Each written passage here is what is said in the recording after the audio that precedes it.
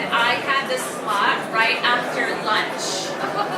So please do not fall asleep, but I will stop every once in a while and ask for people to poke their neighbor to make sure they're not sleeping. Is that okay?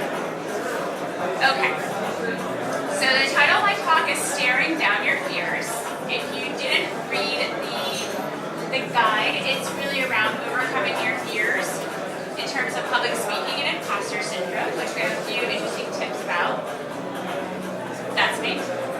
My name is Jodi Wagner. I am a Salesforce MVP and a project manager solution architect. I am based in London. I have a couple of blogs, Twitter. If you have any questions afterwards, you don't get a chance to talk to me, definitely tweet at me. I try to answer as much as possible.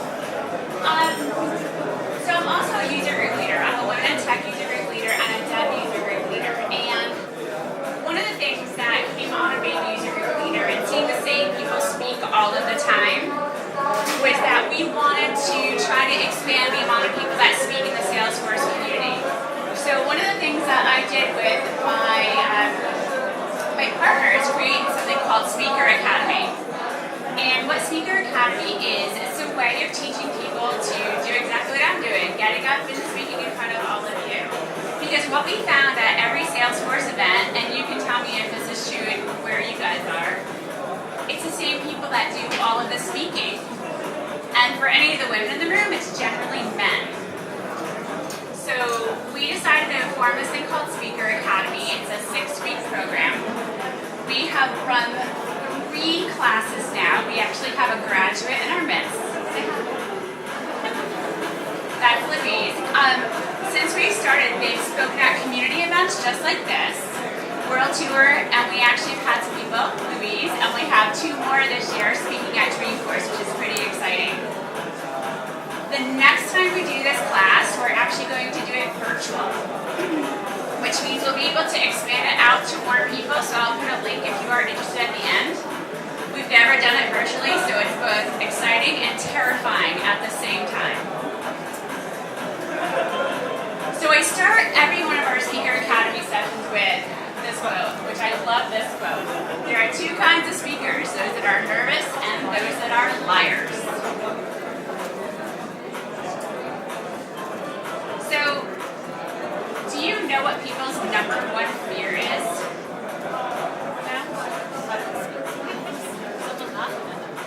Yeah, it's public speaking. If I ask for a show of hands of people who'd want to come up here and actually do this talk with me, how many of you are keen? If I hadn't gotten a clicker, I would have let you come up and you could have done the slides already. But in all seriousness, people's number 1 fear is public speaking. And we call that glossophobia. Now, glossophobia sounds like it's a fear of shiny things, right? No, it is the fear of public speaking. Can anybody guess what people's number 2 fear is? Death. What was that? Death. Exactly, death. So, I love this quote from Jerry Seinfeld. At a funeral, the average person would rather be in the casket than giving the eulogy. What does that say about us, that we would rather be dead than speak in front of people? It's a bit scary. So my next favorite slide is numbers. I love to talk about numbers. I know that makes me nervous. 75% of people experience some sort of speech anxiety. That's a lot of people, especially when we look at the numbers. Public speaking impacts everything you do. It has effect on your future wage potential, so how much you can make, on university graduation, and on promotion and management. Those are pretty big numbers. A 10% impact on your wage and a 15% impact on promotion and management. So we're not saying this is the ability to give a keynote to 5,000 people. This could be just trying to speak in front of 10 people. People still have, 75% of people have that speech anxiety. I'm guessing that there's at least 1 or 2 in this room. So, you guys still with me? Not falling asleep yet? I was hoping to throw some jokes in there that, wouldn't kind of put you to sleep because you just didn't have lunch. is it hopeless? Can you learn? Of course you can learn. But I did want to explain something. Anthropologically, we are designed to not want to stand out from the crowd. We're animals, right? We're pack animals. We want to kind of be in the safety and comfort of our own people. We want to be, not standing out from people because that's a threat. So the fact that we're afraid of public speaking actually makes a lot of sense. So don't beat yourself up about it. I want to give a little bit of a story about my personal background and kind of how it's led me here. So when I was in school, about the age of 17, we had to take a public speaking class. I was like, okay, I got it. I can do this. Go to uni, have to do it again. Take a public speaking class again. All right, I got it. But every time I would go up to speak, even now, my hands are shaking. I feel really nervous. I have to kind of center myself for a little bit. But you would think at this point, after 2 classes, I'm an expert, right? Right? No. There's a reason why I'm not an expert. Because even after those 2 classes, my employer sent me to another class to learn how to structure presentations. The old tell them what you're going to tell them how you told them. I think everybody's heard that phrase. So at 3 times I should be an expert, but I wasn't. And there's a reason why I wasn't. Because I was never tackling the reason why I was afraid to get up in front of people. So that's where I really feel like you have to do some soul searching and figure out what it is that's really, really making you fearful. So because I didn't want to tackle this fear, I ended up just not doing it. I didn't speak in public. I just never volunteered to do anything. I didn't want to do this. It was only until November 2014 that one of our community members, who's kind of running around out there with a camera, videoing people randomly, I think you might find him at some point, dragged me up in front of an audience on a user group with about 5 minutes of prep and said, let's talk about report types. Yay, right? Okay, hands are shaking. Now I'm like, oh my god, I'm gonna freak out, oh my god, I can't do this. But guess what? I did.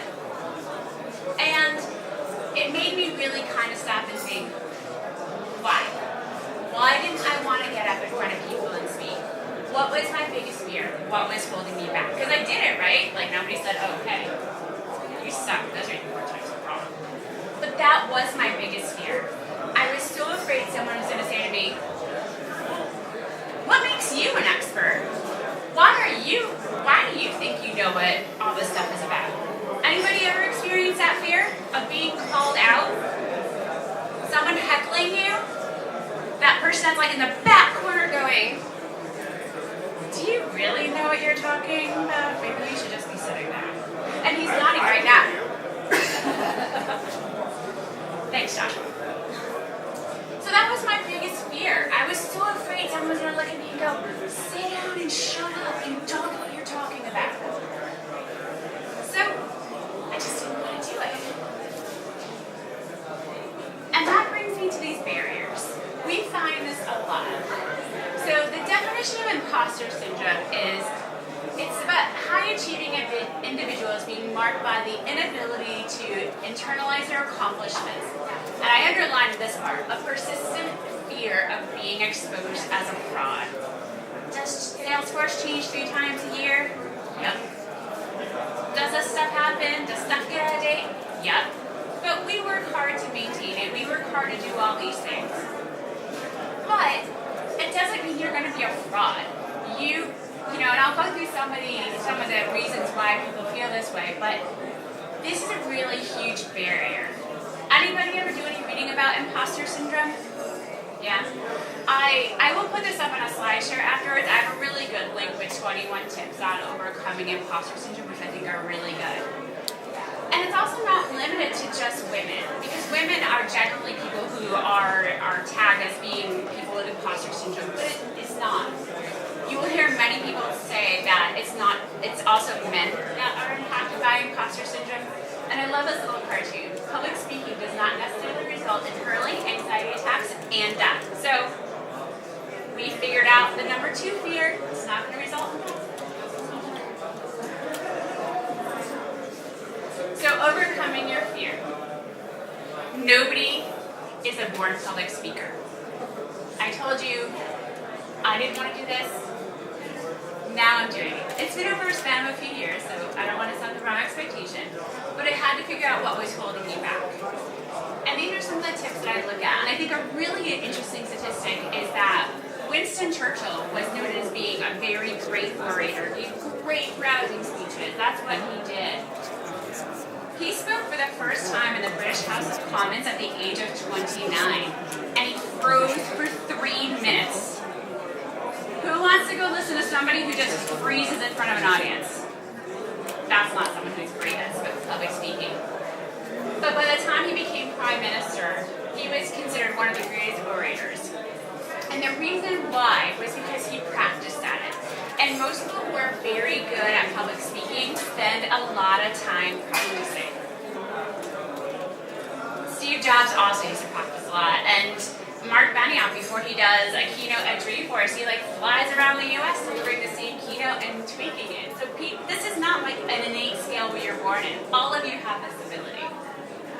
Also, audiences want to hear you. How excited are you guys to be sitting there and not up here being me? Don't smile too much, Chris, you're next. The audience also wants you to succeed. And there might be one or two of you that's kind of going, sit down, dirty, be quiet. But the rest of you probably want to hear what I have to say, and you don't want me to fail. And honestly, you won't get heckled. You may get one or two people going, are you really sure that's right? Or can I ask some questions? But that's not heckling. This is really important. People may leave. Please heed that one if you speak at a Salesforce event. I have been in situations where someone just got up and walked out in the middle of me saying something. Did I offend you? I'm so sorry. But what ends up happening is that people, they're sitting in the wrong room, they're in the wrong session, they're just sitting there to eat their lunch, and now they're done with you because they didn't actually really want to listen to you. So don't freak out if somebody walks out of your session. And there was somebody at Dreamforce that somebody got up, walked out, and they literally froze on stage until the person walked out of the room. Don't be that person, just let it go. It's okay, don't take it personally. And the more you do this, the easier it gets. Trust me, I would not lie to you on this one. So if your next thing that you're going to tell me is, I have nothing to say, it's all been done, that's not true. People are at different learning stages. If you've ever noticed in the guide for Dreamforce, it says beginner, intermediate, advanced. There's a reason for that. Not everybody knows what you may know. Also, repetition is good. So when I teach this class, I tell people the average human needs to hear things 7 times for it to actually penetrate their cranium. 7, that's a lot. Your experience is unique. Remember that. You probably have experienced something that somebody else hasn't experienced. A great example of this is one of our graduates had talked about some setting that she had changed when she first became an admin, which basically halted all of the validation rules for weeks. So everything was approved. Everything went out the door. And she was like, oops. But she fixed it in the back end. But we really love a good triumph over adversity story. We like to hear stories about people who fell on their face and picked themselves back up. We like stories. As humans, we learn through stories. Nobody wants you to stand up here and recite a bunch of facts and figures. I could have stayed on that slide with a 75% for the whole time, but that wouldn't have been very interesting. Content becomes stale. 3 times a year, people Salesforce changes. 3 times a year. There's always something to write about or talk about. And share your passion. The best talks you will ever do are things that you are passionate about. If Process Builder is your thing, talk about it. Unfortunately, the first time I spoke at Dreamforce, I bored my own self. I knew never to do that kind of talk again. When you put it together, this is really important. just a show of hands. Do you guys think I put these slides together and this is the first time I'm going to do this? No? Yeah, you're right. Practice. Practice, practice, practice. It does make it perfect. I'm a big fan of preparing backups, whether that means additional slides or if I'm doing demo. I get so much of a hard time for this. I will record my demo in QuickTime if I'm doing a demo, just in case the Wi-Fi goes down, something happens with my computer, like whatever. I know I can do something. I have it already set up. The clicks are done. You can see exactly what I'll be doing, just in case. I like to arrive early. There were a few people that were in the room before I started. I like to arrive early, like to check things, check the A/B.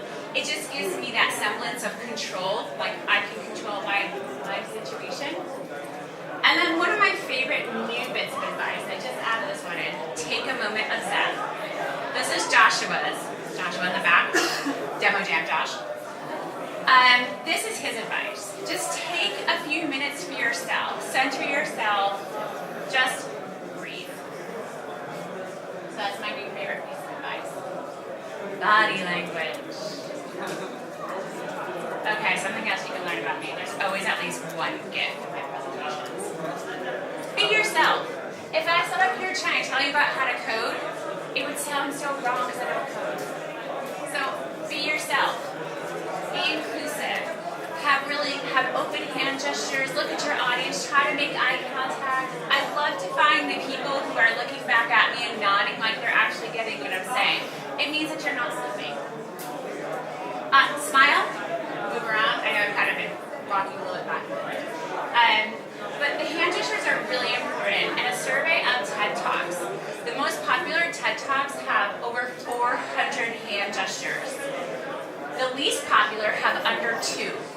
So we like to be able to see your hands. Another anthropological fact, it means that you're not a threat. If I can see your hands, I know you're not going to do something to me. Speaking do's and don'ts, speak to the audience. Be loud enough to hear. Be slow enough to understand, especially if you have multilingual audiences. Don't rush. Don't sit here and face your slides. Don't sit there and just look at the screen and read the words. And this sounds really silly, but don't stop breathing. When people get nervous, they stop breathing. Do not do that. And when you apply all of those tips, you'll crush it.